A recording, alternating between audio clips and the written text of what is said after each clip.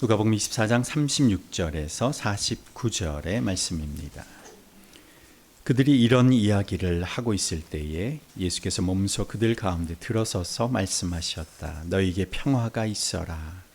그들은 놀라고 무서움에 사로잡혀서 유령을 보고 있는 줄로 생각하였다.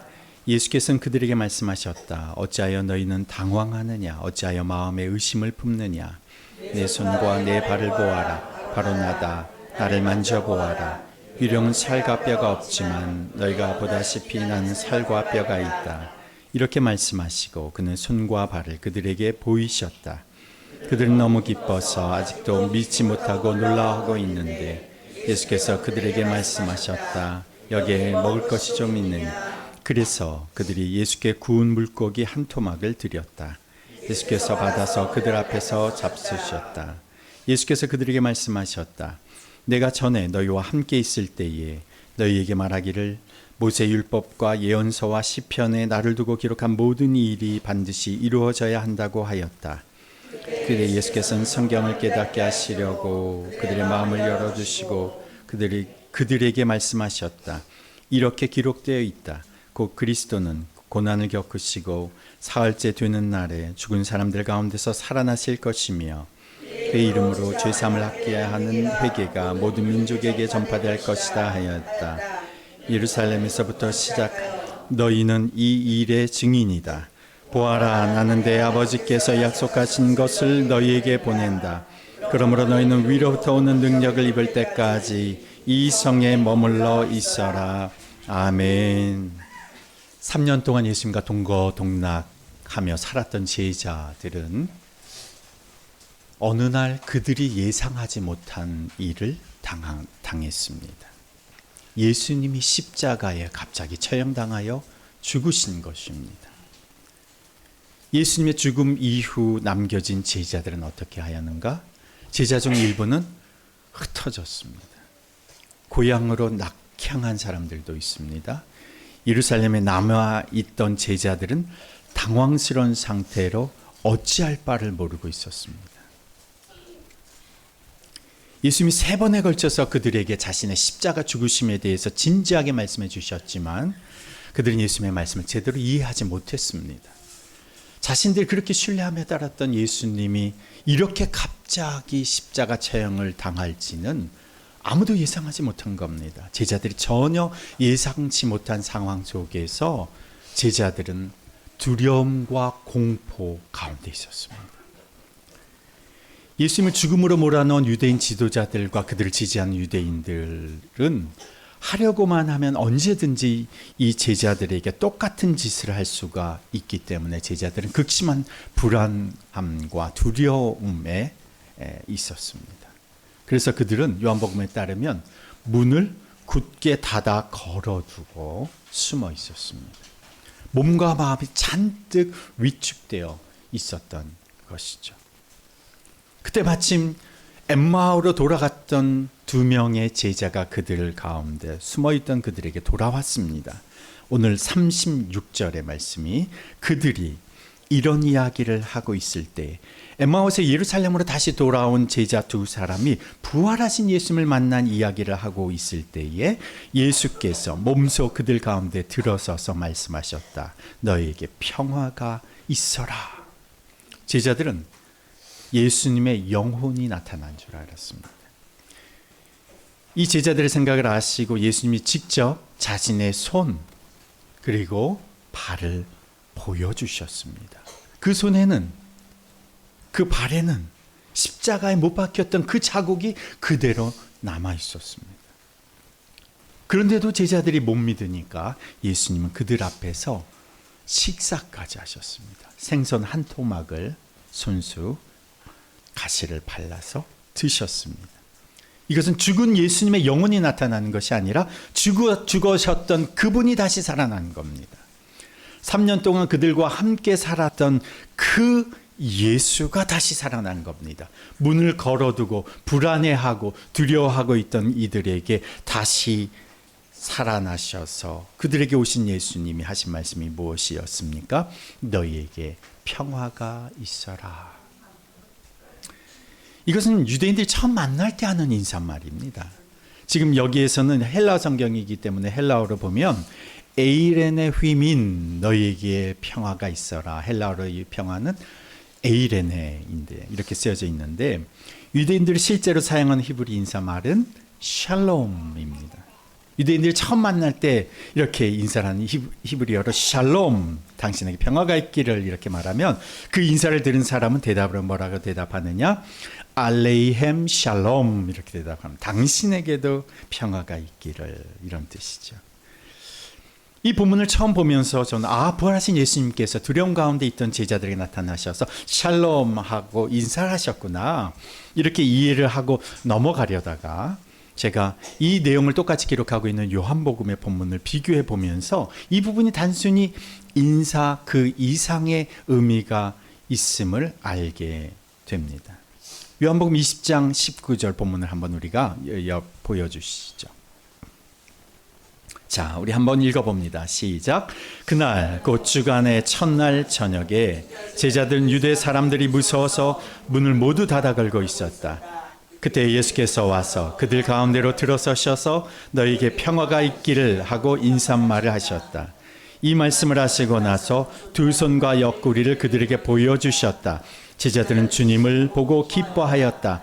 다시 그들에게 말씀하셨다. 너희에게 평화가 있기를 빈다. 아버지께서 나를 보내신 것 같이 나도 너희를 보낸다. 아멘. 우리 아이들이 말씀을 듣는 눈빛이 장난이 아닙니다. 우리 아이들이 지금 말씀을 듣는 눈빛이 얼마나 초롱초롱한지. 처음에 예수님께서 제자들에게 인사로 샬롬을 말씀하셨는데 기뻐하는 제자들에게 다시 한번 말씀하십니다. 21절에 너희에게 평화가 있기를 빈다. 제자들에게 오셔서 잘 지냈니? 라고 하는 의미로의 샬롬, 단순의 인사 이상의 의미가 두 번째에 담겨 있는 겁니다. 불안과 두려움에 떠는 제자들에게 어쩌면 체포돼서 예수님처럼 십자가 처형을 당할지도 모른다는 두려움 때문에 움츠러들고 있는 제자들에게 예수님께서 말씀하십니다. 너희에게 평화가 있기를 빈다. 이 말은 너희에게 평화를 준다 이 말입니다.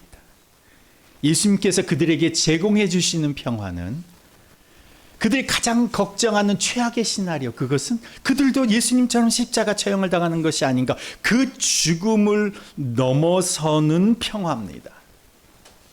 죽음을 이기고 부활하신, 죽음에서 승리하신 예수님께서 그들에게 그들의 가장 두려움의 대상인 죽음을 이미 넘어선 평화를 제공해 주시는 겁니다. 그래서 부활하신 예수님께서 함께 모여있는 제자들에게 나타나셔서 하신 인사 말씀이 샬롬이었고, 다시 한번 그들에게 일부러 강조해서 샬롬이라고 말씀을 하신 겁니다.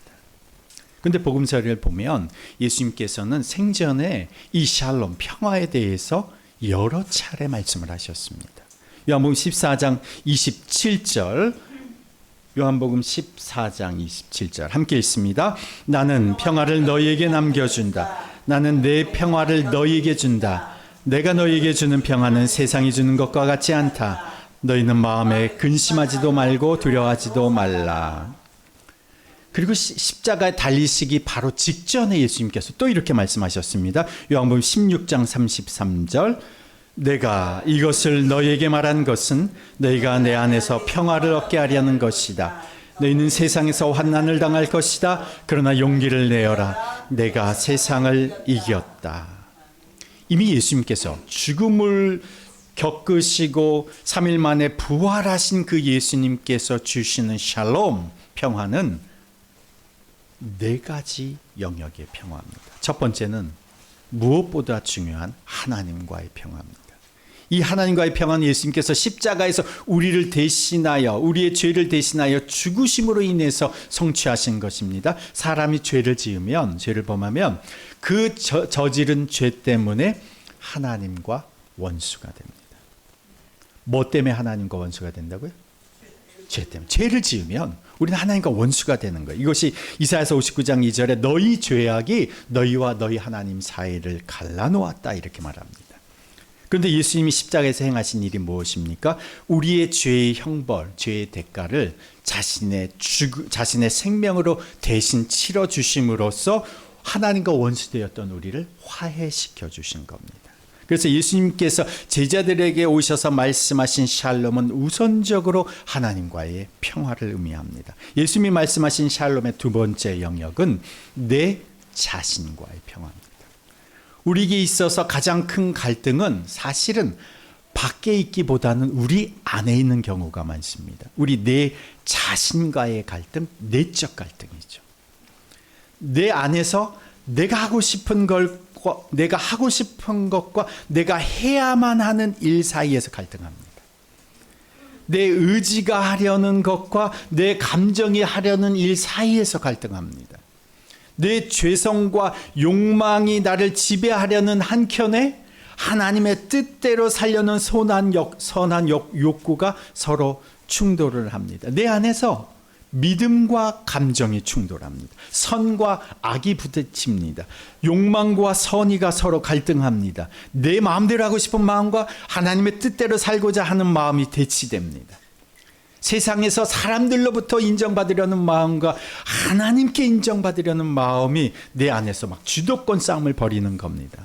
그런데 예수님이 말씀하신 평화는 내 안에 스스로 갈등하며 충돌하였던 두 자, 옛 자와 새 자가 주께서 나를 다스리심으로 인해서 평화를 이루는 겁니다. 그것은 곧 옛 자가 예수 십자가에 함께 죽음으로 새 자, 새로운 피조물로서의 인생으로 평화를 누리게 되는 거죠. 갈등이 사라지니까. 이것이 예수님이 말씀하신 평화, 두 번째 평화고요. 예수님이 말씀하신 샬롬의 세 번째 영역은 사람들 간의 평화입니다. 에베소서 2장 14절에서 19절 말씀 한번 띄워주시면 14절 그리스도는 우리의 평화이십니다. 그리스도께서는 유대 사람과 이방 사람이 양적으로 갈라져 있는 것을 하나로 만드신 분이십니다. 그분은 유대 사람과 이방 사이를 가르는 담을 자기 몸으로 허무셔서 원수된 것을 없애셨다. 사람과 사람, 이방인과 유대인의 허물을 장벽을 없애셨다. 17절 그 뒤에도 있나요? 그 뒤에 17절 시작. 그분은 오셔서 멀리 떨어져 있는 여러분에게 평화를 전하셨으며 가까이 있는 사람들에게도 평화를 전하셨습니다. 이방 사람과 유대 사람 양쪽 모두 그리스도를 통하여 한 성령 안에서 아버지께 나아가게 되었습니다. 그러므로 이제부터 여러분은 외국 사람이나 나그네가 아니요 성도들과 함께 시민이며 하나님의 가족입니다. 예수님이 제공하시는 평화는 바로 사람 간에 하나 되게 하시는 평화라는 겁니다. 그 당시에 가장 큰 벽이 유대인과 이방인, 지식인과 노동자, 부자와 가난한 자, 남자와 여자, 노인과 아이, 나와 이웃, 가족과 가족, 사람들 간의 평화입니다. 더 이상 사람과 사람 사이가 남남의 관계가 아니라 뭐로? 가족이라는 겁니다. 예수님이 제공해 주신 평화 안에서 함께 가족으로서 하나가 되는 것, 이것이 사람들과의 평화입니다. 이것이 예수님이 말씀하신 샬롬의 세 번째 영역. 마지막으로 샬롬의 네 번째 영역은 무엇이냐? 내가 마주한 상황, 주변 환경과의 평화다. 우리가 당면한 쉽지 않은 상황들이 있습니다. 그런 상황과 환경에서도 예수님은 우리에게 평화를 제공해 주신다는 겁니다. 마주한 상황과의 평화는 두 가지의 방식으로 우리에게 임할 수가 있는데, 먼저는 이 상황과 환경을 우리가 어려운 상황과 환경인데도 불구하고 그것을 우리가 믿음으로 해석하고 수용할 때 생기는 평화입니다.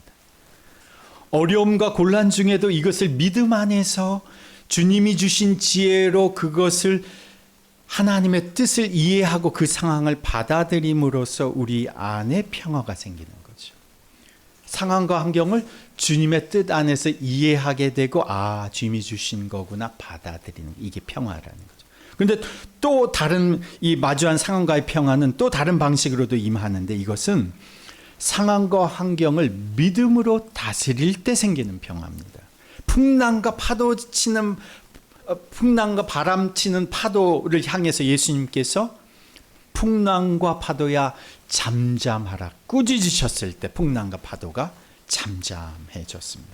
예수 믿는 사람은 때로 풍랑과 파도를 정복하고 다스려야 할 때가 있습니다. 주어진 것을 마냥 그냥 체념하듯이 받아들일 것이 아니라 믿음으로 다스리고 정복하는 때가 있는 겁니다. 상황과 환경에 대해서 주님이 주신 믿음으로 주님의 주권을 선포하고 명령할 때에 그 상황과 환경에 평화가 임하는 거죠. 어떤 때는 현재의 상황과 환경을 믿음으로 내가 수용해야 평화가 임할 때가 있고, 어떤 때는 믿음으로 상황을 정복해야 평화가 임할 때가 있습니다. 그럼 지금 주님이 어떤 방향으로 나를 이끄시는지를 잘 이해해야 상황과 환경에 대해서 수용해야 할지 아니면 믿음으로 정복해야 할지를 알게 되는 겁니다. 이것이 영적 분별력인 거죠. 이것은 주님이 인도해 주시는 그 과정 속에 계속 순종이 지속되면 될수록 이 영적 분별력이 생기는 겁니다. 제자들에게 이 평화가 없었습니다. 그래서 그들이 가장 안전하다고 생각되는 곳에서 문을 꼭 잠가두고 최악의 사태를 생각하면서 두려워하고 있었습니다. 그들에게는 평화가 없는 것입니다. 어떻게 할지 모르는 상태였습니다. 그러니 이들에게는 남에 대한 여유가 조금도 없습니다. 유대인들이 그들 체포해 갈지도 모르는 상황 속에서 그런 상황들이 제자들의 마음을 그냥 압도하고 있는 겁니다. 그런데 그들을 찾아오신 예수님께서 그들에게 평화를 말씀하시는 겁니다. 십자가 이후 어찌할 바를 모르고 움츠러든 이들에게 주님이 말씀하시는 겁니다. 너희에게 평화를 준다. 평안을 너희에게 끼치노니 곧 나의 평안을 너희에게 주노라. 내가 너희에게 주는 것은 세상이 주는 것과 같지 아니하니라. 너희는 마음에 근심하지도 말고 두려워하지도 말아라. 예수님의 그 십자가 죽음 이후 문 걸어두고 움츠려들어 있던 그 제자들의 모습을 보면서 저는 어떤 생각이 들었냐면 우리 더빅교회의 모습이 생각이 났습니다. 우리가 지역사회를 위해서 복음을 위해서 큰 결심을 하고 우리가 스타타워로 이사를 갔습니다. 다들 참 그곳에서 애를 많이 쓰셨죠. 쉽지 않은 상황에서도 우리가 불평하기보다는 어떻게든 전진해 보려고, 또 부족한 부분은 어떻게든 채워보려고 한 분 한 분 여러분들 참 수고가 많았습니다. 그러나 안타깝게도 우리가 기대하고 예상했던 것과는 전혀 다른 방향으로 상황이 흘러가면서 결국 우리가 이곳으로 다시 나올 수밖에 없게 되었습니다. 한편으로는 놀랐고 또 한편으로는 의기소침해질 수밖에 없는 시간을 저희들이 보냈습니다. 어떻게 보면 지난 몇 달 동안 우리는 이 십자가 이후 문을 걸어 잠그고 숨어있던 이 제자들과 같은 모습이었는지 모릅니다. 그래서 우리가 모든 활동 다 내려놓고 예배 하나에만 저희가 지난 몇 달 집중해 왔습니다. 우리가 어린이부터 어른까지 이렇게 한 자리에 모여서 함께 예배 드리는 게 사실은 쉬운 일은 아닙니다. 지금도 애를 이렇게 안고 있잖아요. 옆에서 애들을 케어하고 있지 않습니까? 그러면서도 우리가 이 부분, 쉽지 않은 부분은 감내하고 또 인내하면서 여기까지 함께 우리가 걸어왔습니다. 참 잘 견디셨고 또 우리 아이들도 잘 참아내면서 참 감사하게 여기까지 왔습니다. 제 자신도 사실 이 시간 동안 사람들 잘 안 만나고 이렇게 움츠러 들어 있었던 것이 사실입니다. 근데 부활주일 지나면서 이제 교회 나아갈 방향에 대해서 구체적으로 언급을 할 수 있는 이제 소망의 시점이 된 것 같습니다. 먼저 우리 예배에 대한 부분입니다. 지금 우리가 이렇게 온 세대 예배를 드리고 있습니다. 어떤 분들은 생각하실 겁니다. 우리가 계속 이렇게 예배를 드릴 것이냐, 언제까지 이렇게 예배를 드릴 것인가 생각하시는 분들도 계실 텐데, 제가 온 세대 예배를 드리는 교회 예를 좀 조사해 보았더니 기존 교회가 예배를 드리다가 온 세대 예배로 이렇게 전환하는 과정에서 적응하기까지 수개월이 걸리는 경우가 참 많이 있었습니다. 그러니까 온 세대 예배로 이렇게 바뀌는 게 사실은 쉽지 않은 과정들이 있다는 것입니다. 그런데 온 세대 예배가 갖는 장단점을 우리가 살펴보면 온 세대 예배가 갖는 단점이나 어려움이 있는 것은 사실이지만 그것을 상쇄하고도 남을 만큼의 훨씬 더 큰 영적인 유익이 있다는 것입니다. 가장 먼저 큰 유익은 세대 간의 신앙이 단절되지 않고 통합되고 전수된다는 겁니다. 우리가 한 말씀 안에서 부모와 자녀가 진정한 영적인 이 말씀의 교제가 일어나는 여건이 여기에서 생긴다는 것이죠. 세대가 달라도, 나이가 달라도, 성별이 달라도 한 말씀 안에서 얼마든지 말씀의 교제와 소통이 일어날 수 있다는 것입니다. 우리가 세대를 분리해서 예배를 드리면 우리가 부모 같은 경우는 아이의 영적인 상태, 예배 상태를 누구에게 맡겨놓냐면 교회 학교의 교역자와 선생님께 맡겨놓는 셈입니다. 이것이 한편으로는 편리한 일입니다. 맡겨놓으면 알아서 관리를 해주니까. 그러나 이렇게 되면 부모가 주일학교 아이 보내고 중학교 교회학교 보내고 고등학교 교회학교를 보내게 되면 이 과정에서 부모들은 자녀들의 영적인 상태를 확인할 수 있는 기회가 많지 않습니다. 그들이 어떻게 예배를 드리는지 사실 잘 모릅니다. 그리고 아이들이 고등학교를 졸업하고 나면 대부분 어떻게 되느냐? 교회를 떠나갑니다. 온 세대의 예배는 아이의 영적인 상태, 예배 상태를 부모가 직접 보고 있습니다. 그렇죠? 그러니까 부모가 케어할 수 있을 뿐만이 아니라 부모뿐만이 아니라 다른 어른들까지 함께 이 아이들을 케어한다는 것입니다. 기존의 중고등부 예배를 한번 들어가 보면 저도 제 아이가 중고등부 있을 때에 이렇게 가서 보면 가관이 아닌 경우도 많습니다. 아이들이 엎드려져 있든지 뭐 완전히 풀이 죽어서 있는 아이들도 있고 찬양을 부르는데 찬양하는 아이들은 몇 명 없고 다 고개를 숙이고 이렇게 있는 아이들인 경우도 있습니다만은 부모가 옆에서 지도하지 않고 모르니까 보내기만 하면 잘 되는 줄 알죠. 그런데 우리 아이들 한번 보십시오. 우리 청소년들, 우리 어린이들 한번 보십시오. 얼마나 예배를 참 잘 드리는지 모릅니다. 부모가 옆에서 같이 지도하고 있고 또 어른들이 같이 케어하고 격려하면서 이렇게 잘 드리는 예배를 잘 드리는 이 아이들 흔치 않습니다. 그런 의미에서 우리 아이들에게 우리 한번 크게 한번 박수 한번 쳐주죠. 졸렸던 눈이 갑자기 이제 탁 떠졌어요. 우리가 같이 예배 드리면서 같은 설교 말씀 듣고 집에 가서 이제 주일 설교 말씀에 대해서 아이들과 한번 얘기해 보십시오. 말씀으로 얘기할 거리가 생기는 겁니다. 서로 신앙 점검이 저절로 되는 겁니다. 부모도 정신 바짝 차리고 예배 드리게 돼요. 왜요? 아이들이 보고 있으니까.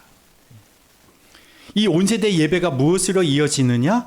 가정 예배로 이어지는 겁니다. 가정 예배에서 우리가 같이 또 말씀으로 나누는 거. 이 가정 예배가 무엇으로 매일마다의 큐티로 이어지는 겁니다. 그래서 부모와 자녀가 주일 설교 말씀 예배에서부터 시작해서 가정 예배 그리고 매일마다의 큐티로 이렇게 같은 본문으로 살아가며 말씀으로 할 얘기가 많아집니다. 한 말씀으로 살아가고 그것을 붙잡고 살아갈 때 말씀 안에서 가족이 정말 하나 되는 것을 느끼죠. 사실은 이게 우리 아이들이 큰 교회에 있을 때부터 사실은 우리 아이들 중에는 저희 어른들과 같이 예배를 드리는 아이들도 있어요. 아이도 있습니다. 대신 온 세대 예배가 가진 부족한 점이 있습니다. 그래서 그 부분은 5월부터 좀 보완해 가려고 합니다. 우리 어린이들이 특히 어린이들이 이 설교에 대한 이해가 제가 늘 설교를 하니까 이해도가 부족하고 좀 어려운 부분들이 있어서 이제 아이들이 좀 그것을 이렇게 잘 이해할 수 있는 방법들을 좀 활용해 보려고 합니다. 그래서 어린이들이 설교의 내용을 100%다 이해하지는 못하더라도 나름대로의 방식으로 이해할 수 있도록 돕는 방법들을 좀 연구해서 도입을 하려고 하고, 또 부모님들께서 갖고 계신 생각들도 또 같이 말씀해 주시면 아이들에게 잘 맞는 방법으로 5월부터 좀 적용해 보려고 합니다. 그리고 한 달에 한 번 정도는 우리가 아이들이 어른의 눈높이에 맞춰서 지금 예배를 드리고 있었다면 한 달에 한 번 정도는 아이들이 자신의 수준에 맞는 설교의 말씀을 한 번 정도는 들어도 좋겠다는 생각입니다. 그래서 4월에 어린이 모임을 예배 후에 한번 가졌었는데 5월부터는 아이들 또 청소년 우리 케어를 위해서 온 세대 예배 같이 드리고 나서 어린이 소그룹, 청소년 소그룹 이렇게 5월부터는 시작해 보려고 합니다. 그래서 이 어린이 청소년에 관련해서는 또 부모님들이 아이들의 상황을 잘 아시니까 또 필요한 아이디어도 내어주시고 또 함께 도우셔서 같이 우리 교회 학교 어린이들과 청소년들 세워가야 할 것입니다. 저도 그렇고 또 김호선 목사님 안에 같이 좋은 의견들 또 제 말씀해 주시면 함께 이렇게 만들어 가 보면 좋을 것 같습니다. 우리가 방법은 뭐 이렇게 저렇게 바뀔 수 있겠습니다만은 우리 아이들과 청소년들이 이 악한 세상 속에서 신앙으로 바로 세워가야 되겠다. 이 아이들과 청소년들을 그렇게 세우자라고 하는 것에는 우리 모두가 한 마음이라고 믿습니다. 그래서 함께 힘을 합쳐서 이제 온 가족 예배도 점점 든든히 세워가고 또 우리 어린 청소년 또 청년까지 건강하게 튼튼하게 세워가는 일에 함께 협력하고 또 기도해 주시기 바랍니다. 자, 그러면 우리 더비교회가 앞으로 나아가는 방향은 무엇인가? 우리 더비교회가 나아갈 방향은 너무도 명확합니다. 오늘 누가복음 본문 45절에서 48절 말씀 다시 한번 펼쳐 보십시다. 오늘 본문 45절 48절 함께 읽습니다. 그때에 예수께서는 성경을 깨닫게 하시려고 그들의 마음을 열어주시고 그들에게 말씀하셨다. 이렇게 기록되어 있다. 곧 그리스도는 고난을 겪으시고 사흘째 되는 날에 죽은 사람들 가운데서 살아나실 것이며 그의 이름으로 죄사함을 받게 하는 회개가 모든 민족에게 전파될 것이다 하였다. 예루살렘에서부터 시작하여 너희는 이 일의 증인이다. 지금 이 마지막 부분 예수님께서 제자들에게 아주 강조하여 주신 말, 하늘로 승천하시기 직전에 하신 말씀입니다. 다른 복음서에서도 동일하게 강조된 내용입니다. 복음이 모든 민족에게 전파될 것이다. 너희가 이 일의 증인이다. 이것이 주님이 우리에게 맡기신 사명입니다. 더비교회는 이 일을 위해서 존재하는 겁니다. 우리 사명선언서에 우리가 주보 앞부분으로 이제 옮겼는데 사명선언서 첫 부분이 예전에는 우리는 더비교회는 예수 그리스도의 현존을 드러내는 사명 공동체, 선교적 공동체입니다. 우리가 복음을 통해서 예수 그리스도가 바로 여기에 계심을 증명해 주는 공동체, 복음을 전하는 공동체, 사명 공동체, 선교적 공동체, 예수 그리스도의 복음을 증언하기 위해서 더비교회가 존재한다는 겁니다.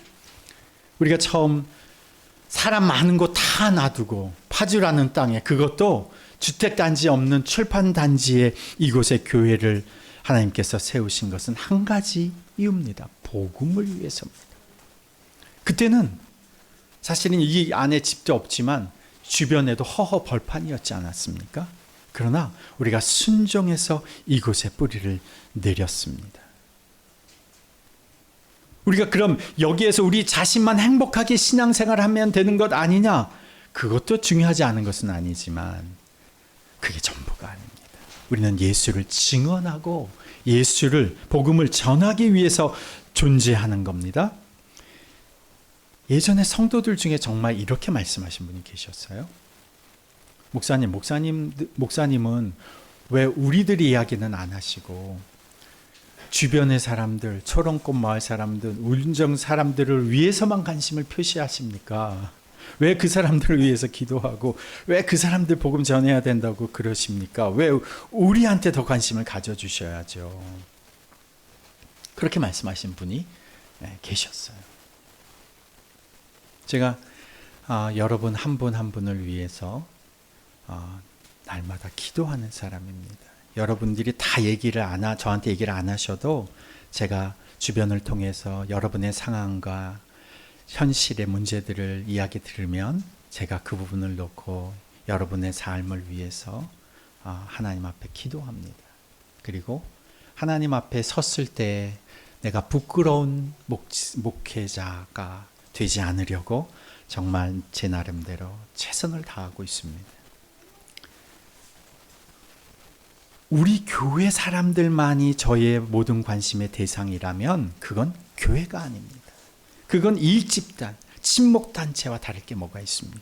교회는 그리스도께서 머리가 되시고 그리스도께서 모퉁이돌 되시고 그리스도께서 반석이 되셔서 예수 그리스도의 뜻대로 복음을 증언하는 사명 공동체, 선교적 공동체여야 하는 겁니다.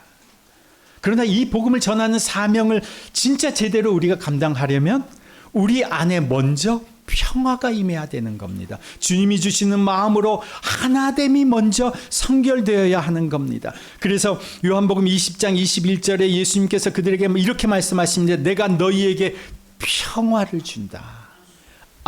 그리고 나서 아버지께서 나를 보내신 것 같이 나도 너희를 보낸다. 왜 평화를 주시느냐? 예수님께서 두려움에 떨고 있는 제자들에게 왜 평화를 주시느냐? 이제 이들이 세상으로 보내심을 받을 자들이기 때문에 그렇습니다. 예수님이 우리에게 가져다 주신 평화, 우리가 주님 안에서 하나가 되어야 됩니다. 예수 그리스도께서 이뤄주신 하나님과의 평화, 내 자신 안에서의 평화, 그리고 서로 간의 평화, 이것이 이루어져야 우리가 이제 세상을 향하여, 환경을 향하여 평화를 선포할 수가 있게 되는 겁니다. 이번 주 아침 기도회가 수요일부터 이제 아가서로 넘어갔는데, 이 아가서는 솔로몬 왕가 한 이름 모를 여인의 사랑 이야기면서 왕 대신 예수님과 신부된 우리 교회 성도들을 향한 이야기이기도 합니다. 2장에 보면 이런 내용이 있습니다. 솔로몬 왕과 한 여인이 깊은 사랑을 나누는 연애를 하던 중에 왕이 갑자기 사라져 버렸어요. 왕이 소식이 두절됐습니다.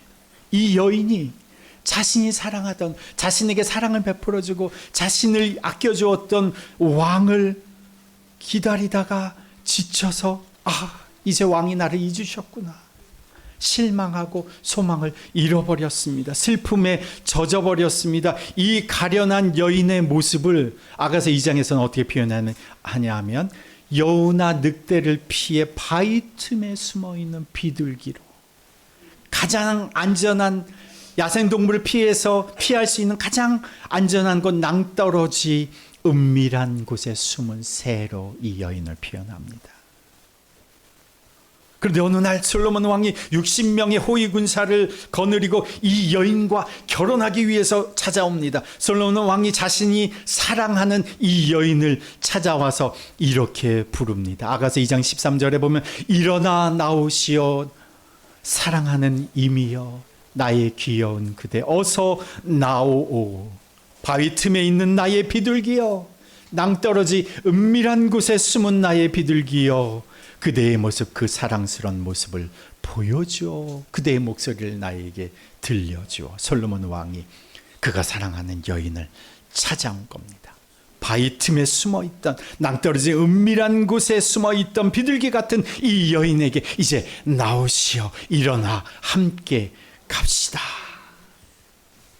잔뜩 움츠러 들어 있던, 숨어있던 이 여인의 모습이 바로 십자가 이후에 숨어있던 제자들의 모습이었습니다. 어쩌면 바로 우리들의 모습이기도 합니다. 이 여인에게 솔로몬 왕이 찾아갑니다. 제자들에게, 우리들에게 예수님이 찾아오십니다. 바위 틈 은밀한 곳에 숨어있던 우리 인생에 찾아오셔서 일어나라 사랑하는 그대여, 이제 겨울은 지나고 봄이 왔도다. 사랑하는 그대여 이제 일어나 나와 함께 갑시다. 바위 틈 은밀한 곳에 숨어 있던 우리들에게 찾아오셔서 주님께서 말씀하시는 겁니다. 내가 너희에게 평화를 주노라. 이 평화는 세상이 주는 평화와 같지 아니하다. 너희는 마음에 더 이상 근심하지도 말고 두려워하지도 말아라. 아버지께서 나를 너희에게 보내신 것 같이 이제 나도 이 평화를 너희에게 주어 세상으로 보낸다. 하나님과의 관계에서, 내 자신 안에서의 관계에서, 서로와의 관계에서, 상황과의 관계에서 내가 너희에게 평화를 주노라. 이제 주님과 함께 이 평화를 가지고 세상으로 나아가십시다. 무서움과 두려움으로 문을 닫아 걸고 숨어있던 제자들에게 찾아가신 주님, 바위 튼 은밀한 곳에 숨어있던 우리 인생에 주님이 찾아오십니다. 죽음의 무덤 가운데서 계셨다가 3일 만에 살아나신 예수님께서 절망과 슬픔, 낙심 가운데 숨어있던 우리 인생에 찾아와 주셔서 감사합니다. 내가 너희에게 평화를 주노라. 말씀하신 주님의 말씀에 일어나 함께 가자 초대하시는 주님의 초대에 그 손 잡고 이제 나아갑니다. 슬픔의 동굴을 박차고 절망의 바위 틈에서 나와 이제 부활하신 주님과 함께 평화를 누리며 살게 하옵소서. 하나님과의 평화, 내 자신과의 평화, 관계에서의 평화, 상황과 환경과의 평화를 풍성히 누리며 살아가는 인생 되게 하여 주옵소서. 이제 주님께서 보내주신 세상으로 이 평화를 가지고 이제 복음의 증인으로 살아가는 우리가 되게 하여 주옵소서. 더비교회 공동체가 이 세상 속에서 예수 그리스도께서 살아계심을 증명하는 사명 공동체, 주의 복음을 한계와 장벽을 넘어서 전하는 선교 공동체로 굳건히 세워지게 하옵소서. 우리 모두 한 마음 한 뜻이 되어 주와 손잡고 나아가는 우리 더비교회 공동체 되게 하여 주옵소서. 이제는 우리 주 예수 그리스도의 은혜와 평화, 그리고 하나님 아버지의 무한하신 사랑, 성령의 역사가 바위 튼 은밀한 곳에 있던 우리의 인생, 가정, 더비교회 공동체 위에 이제부터 영원토록 함께 하시기를 간절히 축원하옵나이다. 아멘.